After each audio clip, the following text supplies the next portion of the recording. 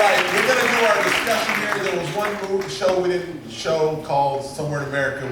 It's getting too late. So we're going to raise the curtain, talent come on stage, we'll do an interview, discussion, and then those who want it can go to the fiction. So, Adisa, where you at?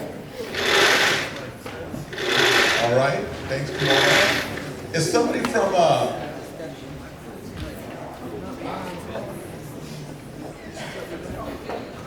the movie on the Black Farm? Yeah, okay. But he's here somewhere, right? And Victor, we're gonna just knock it out. We're gonna all go on stage. Yeah. Yeah.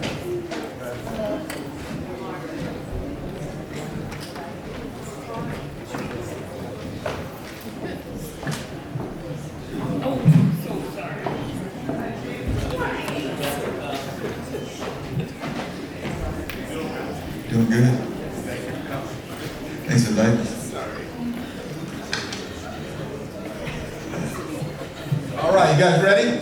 Yeah. All right, so we're going to conclude with this panel. Again, those afterward who are VIPs certainly could go to Fixins. Victor on the far left has a book right here. He'll talk a little bit about it. He's going to sign some books here or next door at Fixins. What was the movie on the Black Farmers? Y'all remember the name of it? Gaining Ground. Can somebody real quick just tell me one thing you thought of that? Anybody? I thought it was great. What'd you like about it? I'm a black farmer. Love that. Aspirational. Awesome. I'm gonna make one comment and then we're gonna jump in. So there's a rice farmer in Arkansas and a Stanford program is now working with Cisco to make sure that the rice farmers' products get bought and then circulated and get to places in Northern California and beyond. So there is a little bit of progress being made and we just can't give up. So Byron, I want to thank you and your team for that as well. Cisco's in the house, so give them a round of applause. All right, okay. So I'm gonna let each of y'all introduce yourself, then I'm gonna hit y'all with questions. So go ahead, I got good energy right now, I'm excited and I'm hungry. Okay, so my name is Adisa. I did Ifine, the last film you saw. I'm a homeboy from Oakland, California. Before you ask, let me say what was specifically West Oakland, California. West Oakland, yes, sir. I want to get on your good side. Yeah, and that's who I am, and I live in Los Angeles now, and I'm just grateful to be here. Thanks for the invitation. So what you got? This subject matter is heavy. I mean, you're gonna have to elaborate. I'm good at West Oakland, but like, you gotta put this in context. How did this come about? And well, I'm glad you asked the question. So some of it was, I think I had started on this journey a long time ago, growing up in West Oakland, being the complexion I am, at one point being teased, but then on the other side, being adored for my color, right? So I've been, so that on the spectrum of, I just want to put out white supremacy for the context of a conversation, dark and light, that's not our conversation, but for the context of white supremacy. I was being groomed in that way. And so I felt, I had a certain rub about it on my shoulder. And then as I got older, went to college, read Malcolm X, started to blacken up a little bit, firm up in my blackness, feeling really good about my blackness. And then I got a chance to go to Africa for the first time, and that was just like a dream come true. I went with Isaiah Washington, the actor, and then the second time I went to this village with Regina King. Same time, Sierra Leone, Regina King. Regina King had looked up her DNA roots, and they took her to the Timonay tribe, Timonay people in Sierra Leone. Isaiah was Mende from Sierra Leone. So it was just a dream come true. So that happened in 2006. And I had been going back there ever since then. And then again, firming up my blackness, I had developed a nonprofit there. I was working with the kids. We were taking them out of the diamond mines. We had developed programs for them, put them in school.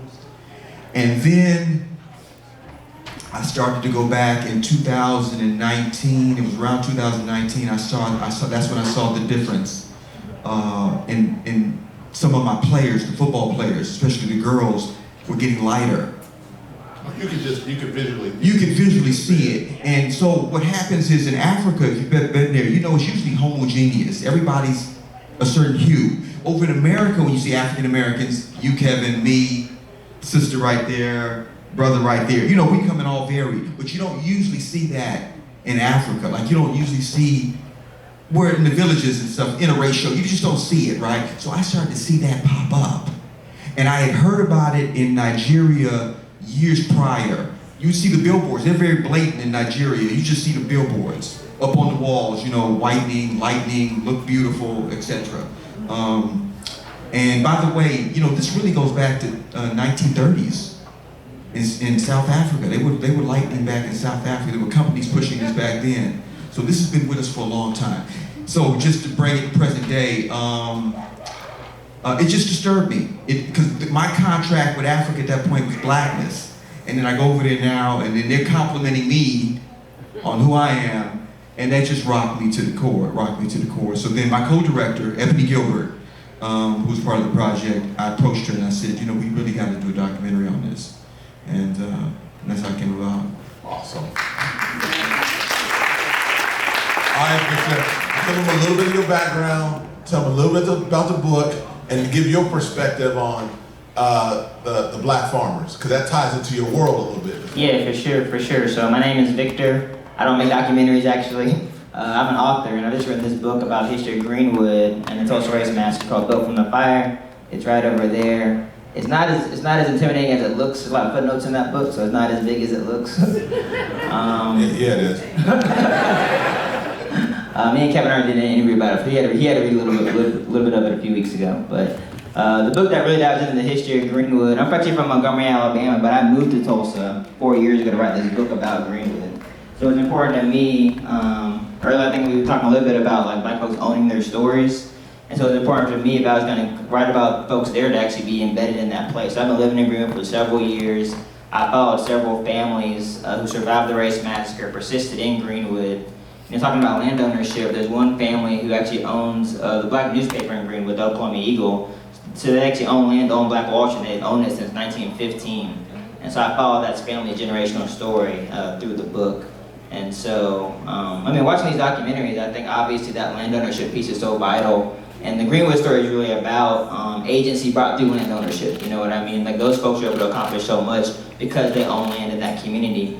But watching the Adisa documentary as well, it really made me think about how even when we have our own enclaves, you kind of can't escape white supremacy. You know, I think that watching this documentary kind of really disrupted my own thoughts about African society being, you know, sort of cloistered in some kind of sense.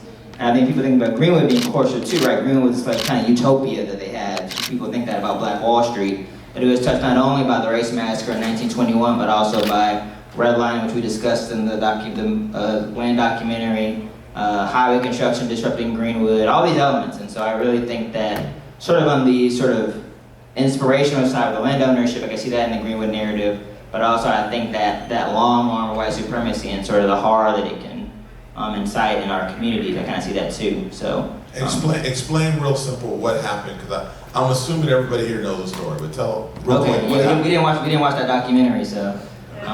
The story of Greenwood is it was this really prosperous black community in Oklahoma. You know, in the land documentary we watched, they mentioned that there were 16 million acres of land owned by black folks. Actually, 2 million of those were in Oklahoma, actually. More than 2 million acres of land were owned by black folks in Oklahoma because they were members of the Native American tribes, and those tribes just got a lot of land allotments in the early 1900s. So Oklahoma was really at the center of that black land ownership story, and Greenwood was at the center of it still. However, because black folks there were, you know, had theaters, hotels, a lot of really prosperity, that engendered a lot of resentment among white folks. And so in 1921, a young black man was falsely accused of rape by a white woman in Tulsa. He was arrested. Black folks came to defend him at the county jail with guns and saying, we want to get this guy out so he doesn't get lynched. Ultimately, white folks did not like that, and the ultimate result was that Greenwood was burned to the ground wholesale. There were more than 1,200 homes destroyed, up to 300 people killed, thousands displaced, and you know, basically the worst act of racial terror in our country's history. And so my book captures not only that moment, but also what's gone on since then. You know, I like to say that Greenwood's history is more than just 2 days, it's 118 years. And so being able to sort of watch how that legacy transformed for good and negative ways after that event is kind of what my book tries to dive into. So tell me about how you see your role, your lane in this industry, and how you're trying to get your voice out. Certainly this is a very good first step or second or third step, but give me the artistic perspective that you're trying to get at with the documentary and where you may be going after that. I appreciate the question. It takes, for me anyway, it takes, or if I can speak for the artists, I think it takes a while to find your voice. And so I think I sort of found my lane now. It took a while to get there. What's your lane? I think it's around Black empowerment, inspiration, and in that colorism piece.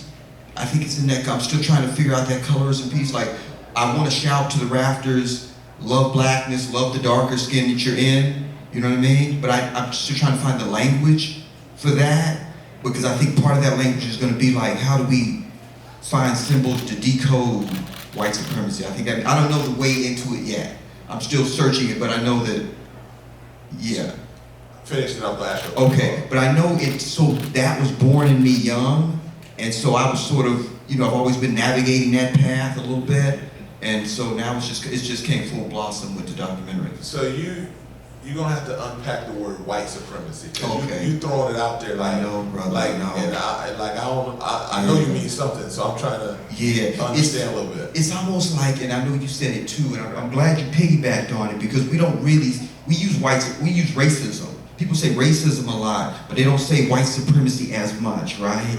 But I'm glad you piggybacked on my use of the word white supremacy, because that's the common thread for all of even our documentaries, when I've seen both of them, right? So the terrorism from white people on the land, white supremacy, you know, so white supremacy meaning white dominance, right? You can have white supremacy in education, you can have it in sports, you can have it in sports, right? You can have white supremacy, ownership, all of ownership of all the NBA teams, that's white supremacy, right? You can have it on Wall Street, you can have it in your neighborhoods. I mean, it could be in the school system, it's everywhere. And so the common thread, so you got the terrorism on the land, still Black people, terrorism on the land, right? And for mine, psychologically, the psychological white supremacy, right? The assault on the mind, the attack on the beauty standard. Okay, let me push back. Okay. So white dominance sounds different than white supremacy. How so? I don't know, it sounded different. Come on, man, good. I don't know. Hey, listen, if you let me just have it. You're in a conversation with your lady. I'm just going nuts and bolts now. I'm in a conversation with my lady, right? And we both been living in this context called, or this container, this experiment called America, where there's white supremacy, right? And we're loving each other. But because of white supremacy, she could be having a conversation with me about, I'm not the man I need to be, right? Because of white supremacy per se. That white supremacy is in our love relationship, right? And I could be looking at her like, you ain't as beautiful as I need you to be, because you're not looking like Barbie.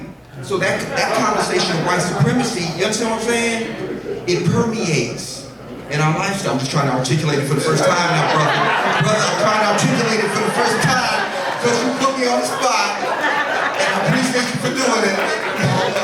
So I'm trying to give it to you best I can. I know, we have a fun dialogue. All right, Victor, help the brother out, Victor. Go ahead. Yeah, I mean, I think he explained it pretty well, but, you know. No, he needs some help. Go ahead, Victor.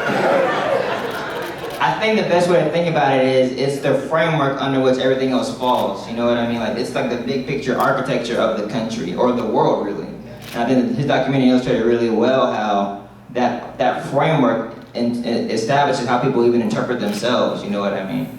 And so I think that's think of it as like the big picture framework under which everything else falls. So we're all operating under that framework, whether we want to or not, basically.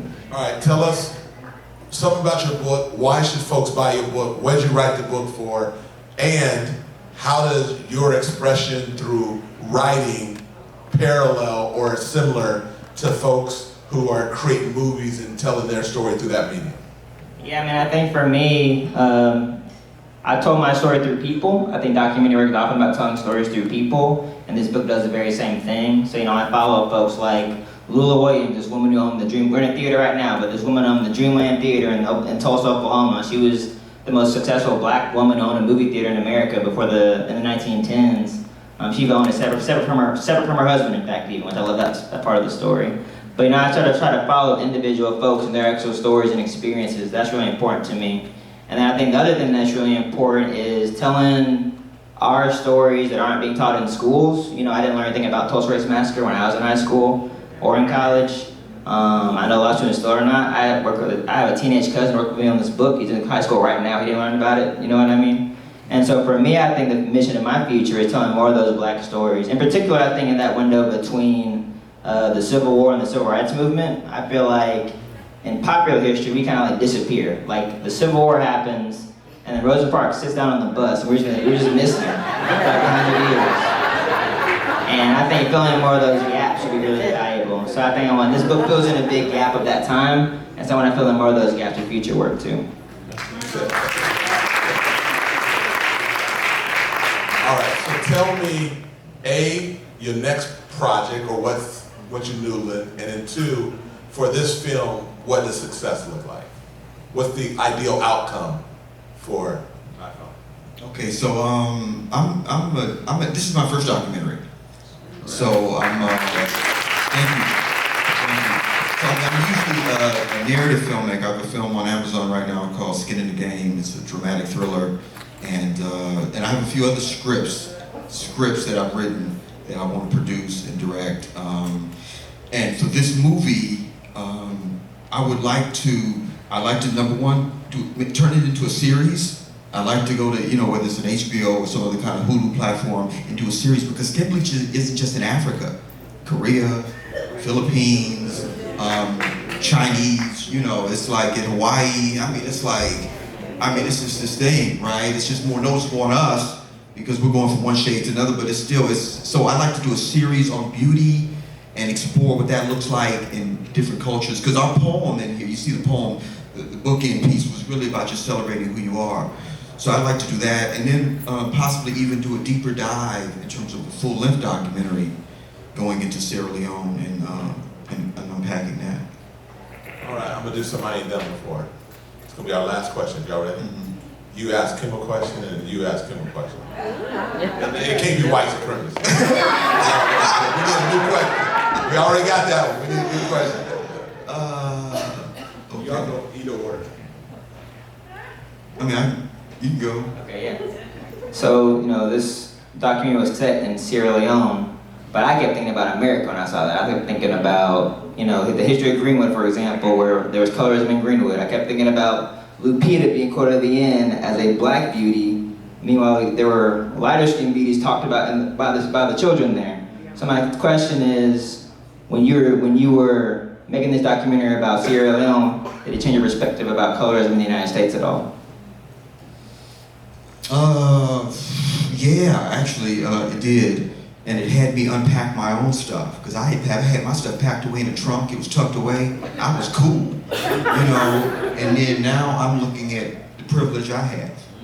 I'm just recognizing what that is, and I'm recognizing what that isn't for other people. And not in a positive way, but in a way that, like, okay, we got to look into this thing, and we got to, so it's been a journey. I'm still unpacking stuff. I want to Kevin's question, I want to do some work in a campaign to kind of derail these companies, like mobilize people around that so that they're not taking advantage and victimizing people and making huge profits on that. And then in America, they do cream here too. So it's like, it's a larger question which deals with the WS, but we're not gonna say that. All right, what's your question for Victor? So, what comes to, you're a young brother.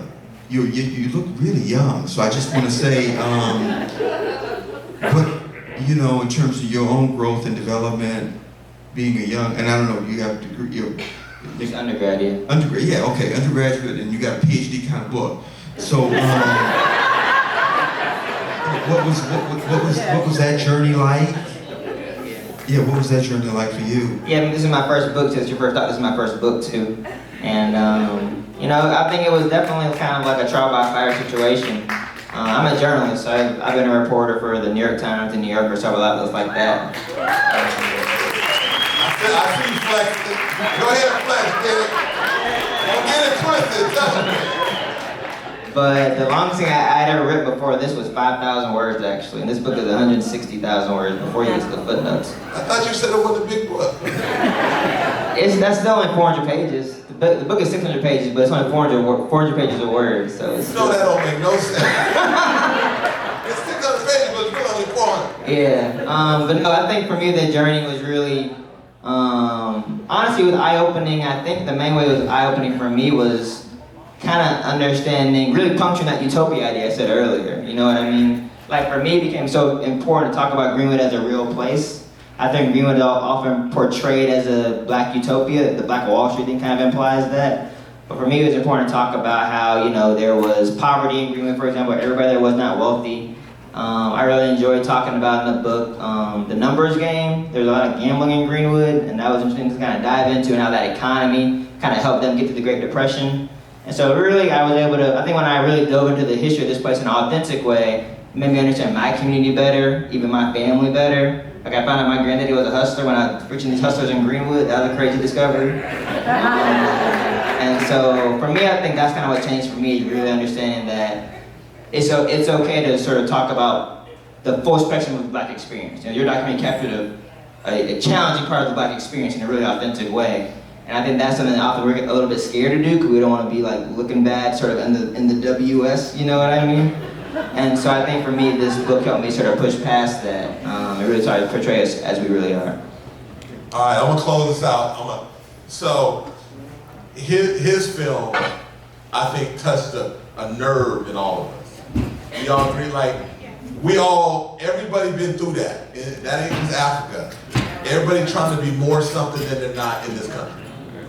And that to me is like disturbing, and yet you did it in a way that I thought was very powerful. And then the second part of that, and this is for all of us, like we as African Americans have to grapple with so much more, just on a daily basis. Because to oversimplify, you know, if you're white and you're in a dominant culture, and it's I don't want to say it's easy, but it just is what it is. And we got all these things, and like it's just heavy. And that got to me on that. So let's give him another round of applause. And then Victor, who has this book, and I would encourage you if you can to grab the book. I don't know if it's possible to overly romanticize Black Wall Street in Tulsa. So I'm gonna say I don't think it's possible to overly do that.